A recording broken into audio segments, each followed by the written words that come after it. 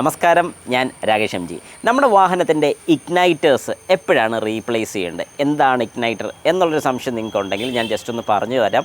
അതായത് നമ്മുടെ പെട്രോൾ വാഹനങ്ങളിൽ സ്പാർക്ക് പ്ലഗിലോട്ട് സ്പാർക്ക് കൊടുക്കാൻ വേണ്ടി യൂസ് ചെയ്യുന്നൊരു ഡിവൈസാണ് ഇഗ്നൈറ്റേഴ്സ് എന്ന് പറയുന്നത്. അതായത് ഇഗ്നൈറ്റർ എത്ര സിലിണ്ടർ ഉണ്ടോ അത്രയും ഇഗ്നൈറ്റേഴ്സ് നമ്മുടെ വാഹനത്തിൽ കാണും. അതായത് ഇപ്പോൾ ഒരു 4 സിലിണ്ടർ വാഹനമാണെങ്കിൽ ഓരോ സിലിണ്ടറിലും ഓരോ ഇഗ്നൈറ്റർ കാണും. പണ്ടൊക്കെ ശരിക്കും പറഞ്ഞു കഴിഞ്ഞാൽ നമ്മുടെ കാർബറേറ്റർ സീരീസിലൊക്കെ ഇഗ്നിഷൻ കോയിലാണ് വന്നുകൊണ്ടിരുന്നത്. ഒറ്റ കോയിലിൽ നിന്നായിരിക്കും ഒരു 4 സിലിണ്ടർ ആണെങ്കിൽ 4 കോഡ് വഴിയാണ് ഈ സ്പാർക്ക് കൊണ്ടുവന്നുകൊണ്ടിരുന്നത്. പക്ഷേ അന്നേരം എന്താണ് സംഭവിക്കുന്നത് ചോദിച്ചാൽ, ആ ഇഗ്നീഷൻ കോയിലിനൊരു കംപ്ലയിൻറ്റ് വരുന്ന സമയത്ത് ആ കോയിൽ ഫുള്ളായിട്ട് നമുക്ക് റീപ്ലേസ് ചെയ്യേണ്ടി വരും. അത് മാത്രമല്ല, ആ കോയിലിനൊരു കംപ്ലയിൻറ്റ് വന്ന ഈ വാഹനം സ്റ്റാർട്ട് ആവുന്നതായിരിക്കത്തില്ല. പക്ഷേ ടെക്നോളജി മാറിക്കൊണ്ടിരിക്കുകയാണ്. അഡ്വാൻസ്ഡ് ആയതിനു ശേഷം ഓരോ സിലിണ്ടറിനും ഇൻഡിവിജ്വലായിട്ടുള്ള ഇഗ്നൈറ്റേഴ്സ് കൊടുത്തു തുടങ്ങി. അതായത് ഈ ഇഗ്നീഷൻ കോയിൽ തന്നെയാണ് ഇഗ്നൈറ്റർ എന്നുള്ള പേരിൽ അറിയപ്പെടുന്നത്. അപ്പം ഇഗ്നൈറ്റേഴ്സ് വന്നപ്പോൾ ഗുണം എന്താണെന്ന് പറഞ്ഞാൽ, ഏതെങ്കിലും ഒരു സിലിണ്ടറിന് ഇപ്പോൾ ഒരു 3ാമത്തെ സിലിണ്ടറിൻ്റെ ഇഗ്നൈറ്റർ കംപ്ലയിൻ്റ് ആയി, അങ്ങനെ കംപ്ലയിൻ്റ് ആയി കഴിഞ്ഞാൽ ബാക്കിയുള്ള വർക്ക് ചെയ്യുന്നുള്ളതുകൊണ്ട് നമുക്ക് അടുത്തുള്ള ഷോറൂം വരെ അല്ലെങ്കിൽ ഒരു വർക്ക്ഷോപ്പ് വരെ ഓടിച്ച് പോകാൻ സാധിക്കും. അതുകൊണ്ട് വേറെ പ്രശ്നങ്ങളോ കാര്യങ്ങളൊന്നും വരുന്നില്ല,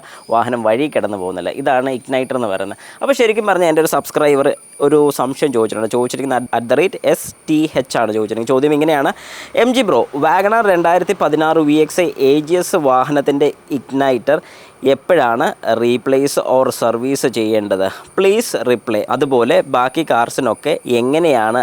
പ്ലീസ് ഡു എ വീഡിയോ. ഷുവറായിട്ടും ശരിക്കും ഇഗ്നൈറ്റർ റീപ്ലേസ് ചെയ്യാൻ വേണ്ട ഒരു പീരിയഡ് അല്ലെങ്കിൽ ഒരു സ്പെസിഫൈ ചെയ്തൊരു പീരിയഡ് നമുക്ക് പറയുന്നില്ല.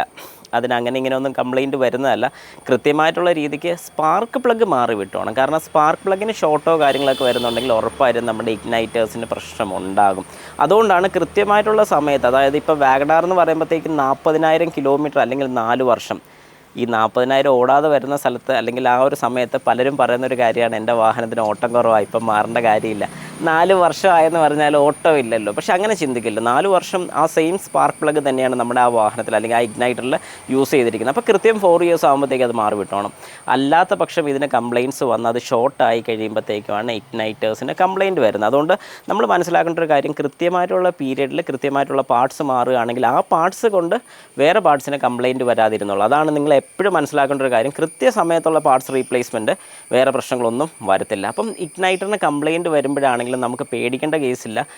മിസ്സിങ് കാണിക്കും എന്നുള്ളതല്ലാതെ വേറെ പ്രശ്നങ്ങളോ കാര്യങ്ങളോ ഒന്നും വരുന്നതായിരിക്കില്ല. അതുകൊണ്ട് ഇതിന് കംപ്ലയിൻറ്റ് വരുന്നതിന് മുമ്പായിട്ട് റീപ്ലേസ് ചെയ്തോണം. സ്പാർക്ക് പ്ലഗ് അഴിച്ചൊക്കെ നോക്കുന്ന സമയത്ത് അല്ലെങ്കിൽ അഴിക്കുന്ന സമയത്ത് ഈ പറയുന്ന ഇഗ്നൈറ്റേഴ്സിന് കംപ്ലയിൻറ്റ് ഉണ്ടെങ്കിൽ അന്നേരം അവരെ ഇൻഫോം ചെയ്യുകയാണെങ്കിൽ മാത്രം അത് മാറി വിടുക. അല്ലാത്ത പക്ഷം അത് മാറണമെന്ന് ഞാൻ ഒരു കാരണവശാലും റെക്കമെൻഡ് ചെയ്തില്ല. ബാക്കിയുള്ള വാഹനങ്ങൾക്കും ഇതുപോലെ തന്നെയാണ്.